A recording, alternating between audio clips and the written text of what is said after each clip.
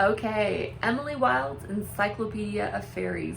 This was a surprise for me. This read was, I don't know, it wasn't what I was expecting, and I was so happy about that.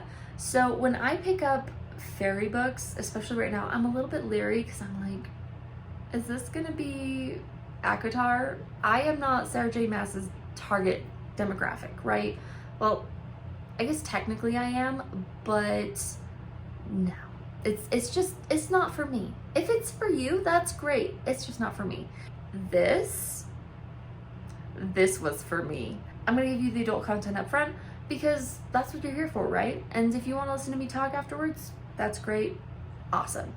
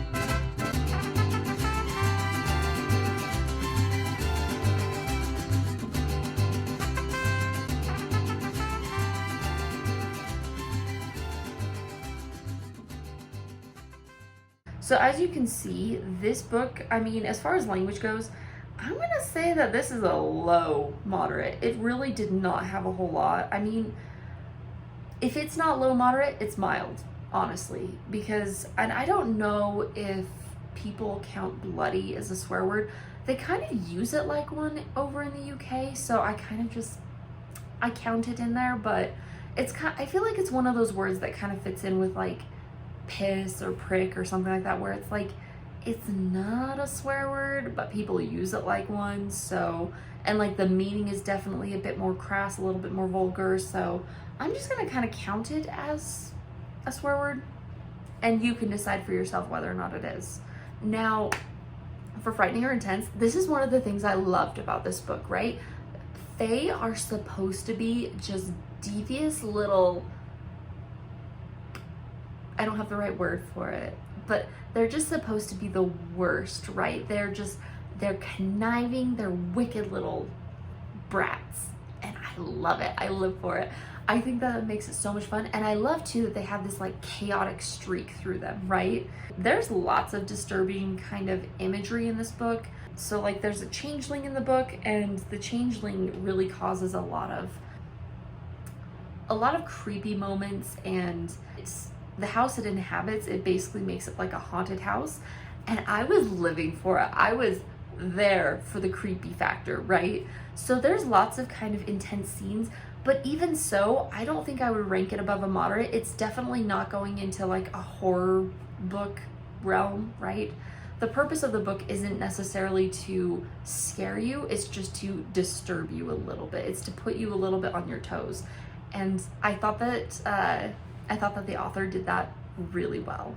But one thing that might be a little bit like extra unsettling for people is some of the fae in this book will eat people, and like they look like humans, and so it's almost like a cannibalistic vibe. So if that creeps you out too much, then just be aware that's kind of in here. It's not, we aren't shown it, it's just talked about. There's also like a moment where a person's almost possessed, so that's kind of creepy and something to be aware of. But I think that's pretty much it for frightening or intense. Moving on to violence and gore, again, you know, you've got the cannibalism type thing. There's mention of a certain type of fae that will go into houses and eat people's organs, so bon appetit. Oh yeah, and then there's like some creepy stories that we're told about people's interactions with fae, right? So there's like these little short stories interspersed throughout the book, and there's one where like one character manages to kill an animal, and then the animal comes back and kills him, or something to that extent. Oh yeah, there's a scene of dismemberments, And it's kind of a unique situation. If you've read this book, you know what I'm talking about. If you've read this book, I'm not sure why you're watching this video, but I have to confess, I kind of loved it because there was almost this sense of, this is kind of funny. Like, the circumstances behind the dismemberment is specifically its decapitation. They're a little bit funny. It's like someone gets kind of into a blood rage or a bloodlust type thing, and so they just keep decapitating over and over. And I know that this isn't making any sense. If you read the book, it will. But even though it's grotesque and it's gory-ish, like, it didn't give me an ick factor. So just, that's in there, but I don't know. It's kind of a weird combination of ew, but also like, this is kind of funny. So there you go. Oh yeah, this is probably one thing that would really kind of creep some people out, and that is that someone, because of extreme circumstances, they have to maim themselves. And so that's kind of a moment where it's like, ooh, that might, you know, it's like, do you ever have those moments where like you'll be reading something and something is so, like, you can empathize so strongly with what that person's feeling that like your fingers just kind of clench and your toes curl and you're just like, ooh. It kind of gave me that vibe, so that's in there. But again, it's really not too bad. I would say the violence in this story is more towards the moderate, maybe high moderate range. Not too bad though. There's also mention of a fae who prefers wearing human skin, so that's kind of icky, but again, it doesn't get too bad. Now, when it comes to sex and nudity in this book, there isn't really a whole lot of that. There is a character where it's made very clear that they have lots of little dalliances with other people, right? They have lots of sexual partners, but nothing too serious. They aren't like in any committed relationships really with these people. You have one scene where our main character wakes up and she encounters one of the other characters' sexual partners, like comes out of the room. They're like, oh, I thought I was alone here. And she's like, nope, I'm here. And so they have breakfast together, and it's a little awkward and kind of funny. And then I think there's one innuendo joke, but aside from that, really there's not a whole lot in this book. We might get a kiss, maybe two, but it wasn't enough where I felt like it was worth noting. Yeah, so that pretty much wraps it up for adult content. Overall, this book really was not too bad in terms of adult content. I felt like everything that was in there made sense, and I thoroughly enjoyed the book. I thought it was a great time. Also, I loved how the author used some tools, I guess, for describing things in a way that gave you that sense of like foreboding, or that just you just felt slightly disturbed by it, right?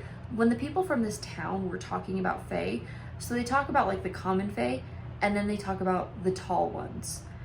And it's so weird, but just whenever they would talk about the tall ones, it just gave me this anxiety of like, it's funny because I didn't even know that much about the tall ones at that point, especially in the beginning of the story, but their unwillingness to talk about them and the sense of fear that they had when talking about them really rubbed off on me, and it added so much to the ambiance of this book, and I lived for it. I loved it. I thought it was so great. It was so tastefully done.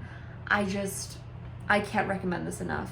And you know, it's kind of funny because one of the next books, I'm not sure what order I'm going to release these in. This one might come before or after A Very Secret Society of Irregular Witches, which, what a mouthful, right? But it's funny because with UK authors, you're never quite sure what you're going to get when it comes to swearing. I guess you get that too a little bit with US authors, but especially UK authors in terms of the F word, it's not as serious over there as it is over here. So like, you never quite know whether you're going to get a book that's really explicit in language or not. And so I was pleasantly surprised that this one wasn't. And then I was totally shocked that Irregular Witches had so much swearing in it. So it's kind of wild. And it's part of the reason why I do these videos, right? Is because you have no idea when you're going to pick up a book how much swearing there's going to be. So, or just adult content in general, really. But I was pleasantly surprised by this book. I highly recommend. I thought it was a great time. I am definitely pre-ordering the next book. And yeah, I had a great time. And I hope you did too. Oh, one last thing before I let anyone go. I just have to say too, another positive in this book's favor, the cover, it doesn't have a dust jacket. It's printed on the naked hardback.